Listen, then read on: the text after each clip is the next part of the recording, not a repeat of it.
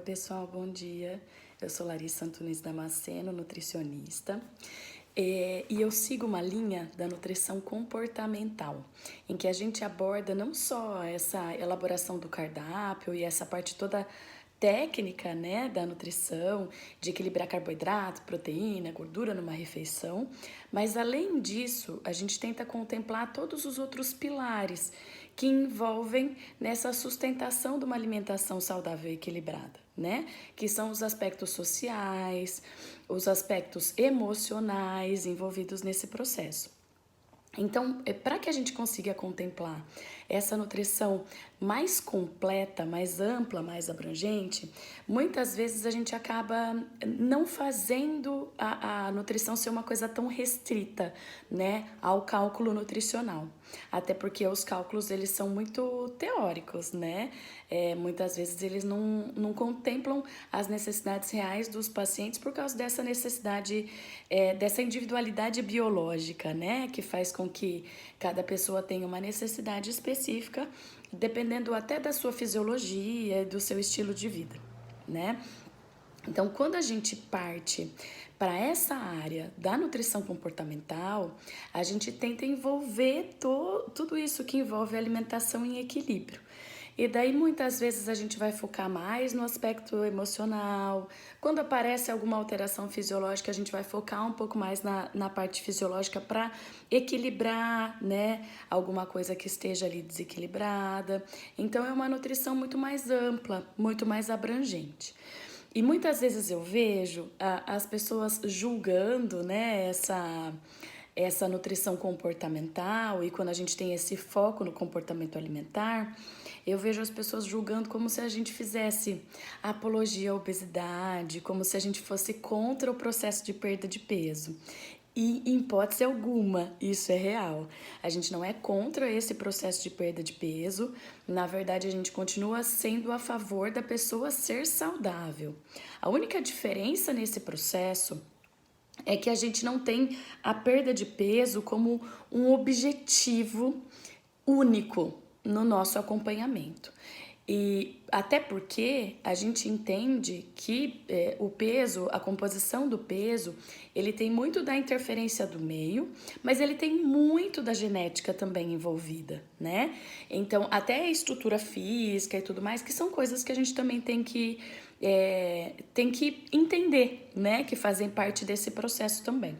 Então, quando a gente fala da nutrição comportamental e dessa questão da gente ter essa visão mais ampla e mais abrangente em relação à nutrição, a gente tenta trabalhar com esse paciente tendo esse respeito a essa fisiologia, a essa genética, e fazer essa pessoa ter o máximo de resultado que ela quer e que ela possa ter, inclusive na perda de peso, mas sendo o mais respeitosa possível com a fisiologia, com a genética e com o estilo de vida dessa pessoa. Então, muitas vezes, você vai pegar, por exemplo, um paciente que tem uma estrutura óssea muito grande e ele vai emagrecer, vai perder gordura corporal, mas aquela estrutura óssea vai continuar a mesma, né? Muitas vezes você vai pegar um paciente que não tem propensão para ganho de massa muscular. Sempre é possível que ele ganhe massa muscular e melhore a composição corporal, mas ele vai ter uma limitação para esse ganho de massa muscular. E o que eu percebo que hoje em dia acontece muito, quando as pessoas entram nesse processo da limitação, então, por exemplo, a gente melhora ao máximo, vamos falar de hipertrofia. A pessoa hipertrofia o máximo que ela consegue dentro das limitações que ela tem, de prática de atividade física e de alimentação saudável, equilibrada com esse fim, né, do ganho de peso. Daí, quando a pessoa chega no limite, o que ela quer? Ultrapassar o limite. E daí ela começa com muita suplementação, e daí ela começa a fazer o exercício assim, com muita intensidade, com muita frequência. Daí a gente consegue até aumentar um pouco mais esse processo de hipertrofia. Depois ela não consegue hipertrofiar mais e ela ainda não chegou naquele peso ou naquele molde de peso, né? Na hipertrofia que ela desejava. Daí ela já começa a vislumbrar coisas que não são saudáveis. Daí ela já começa a querer fazer uso de hormônios para esse processo, daí ela já começa a querer, às vezes, colocar silicone na batata da perna, na coxa, para parecer que ela tem aqueles músculos que ela não tem. E nada contra essas intervenções estéticas, mas a gente tem que pensar até quando, qual que é esse limite, né, de insatisfação corporal. Porque muitas vezes a gente está tentando se transformar em uma pessoa que fisiologicamente a gente não pode ser, né, naturalmente, né? E daí a gente vai ter que fazer isso artificialmente. Então, isso é uma coisa que a gente tenta trabalhar na nutrição comportamental. Até que ponto essa insatisfação, né, com a imagem corporal vai levar a gente para ter um estilo de vida, uma alimentação e uma prática de atividade física saudável. Então, isso é uma coisa que a gente sempre, que eu tento, né, pelo menos, e a linha da nutrição comportamental fala isso pra gente, que a gente tem que tomar um cuidado, né? Para que a gente consiga o máximo de resultado que a gente pode, mas sendo o mais respeitosa possível com essa pessoa, e com o emocional e com o fisiológico dessa pessoa.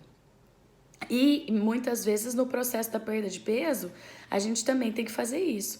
Então vamos supor, a pessoa, ela fez um processo, né? Não existe perda de peso sem que a gente diminua um pouco a quantidade de energia, né, que essa pessoa está ingerindo. Mas a gente tem um limite para ter esse resultado.